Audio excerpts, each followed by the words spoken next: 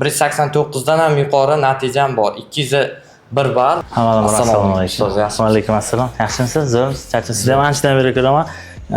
Ismingiz nima? Ismim Abdurahmon. Abdurahmon, qachondan beri kursida o'qiysiz? Shu 1 yil, deyarli 1 yildan ko'proq vaqtdan beri Coursera o'quv markazida ta'lim olaman. 1 yildan ko'proq. Xo'p, ustozingiz kim? Ko'p ustozlarda o'qiganman. Shu основной Abror ustoz, ingliz tili ustozim Abror Hamdamov, Ozodbek Baxtiyorov, keyin ustozim, matematika ustozim G'iyos ustoz. Ingliz tilini menga orzu bo'lganda ingliz tilini olish. Boshladim, o'sha Coursera o'quv markaziga kelib, Abror ustozga o'tdim, o'qidim, ancha narsani o'rgatdilar menga.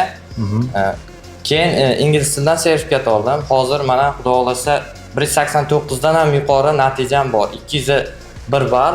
Nimaga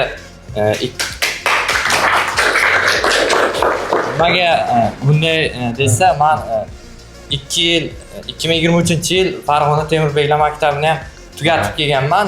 Harbiy ligotam bo'lgani uchun shunday natijaga erishdim. O'sha bu natijaga erishishda ko'proq menga Abror ustoz, Ozod ustoz zo'r motivatsiya beradilar. Avvalam o'qiganman-da, birinchi kurs bo'lgan paytim ham Ozod ustozni darslariga kelib o'qiganman. Ko'pchilik Courseradagi ko'pchilik meni asosiy blogimni tarix deb o'ylaydi.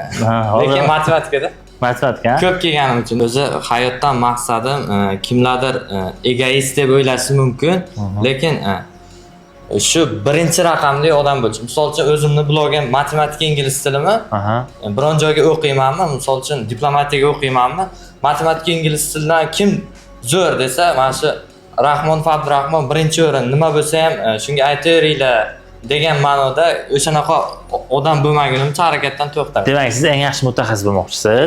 Iqtisodiyot bo'yicha O'zbekistonga yaxshi kadrlardan biri, oldi kadrlardan biri bo'lmoqchisiz. Nima demoqchiman?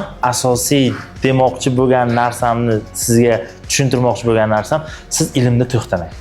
Bardosh, shu siz ustozlaringizni qattiq ushlab olingki, zero ustozing kim deganda yoki ustozingga rahmat deganda, siz uchun mehnat qilgan ustozlarga albatta rahmat yetib kelishi kerak. Tabriklayman, malades. Charchamang.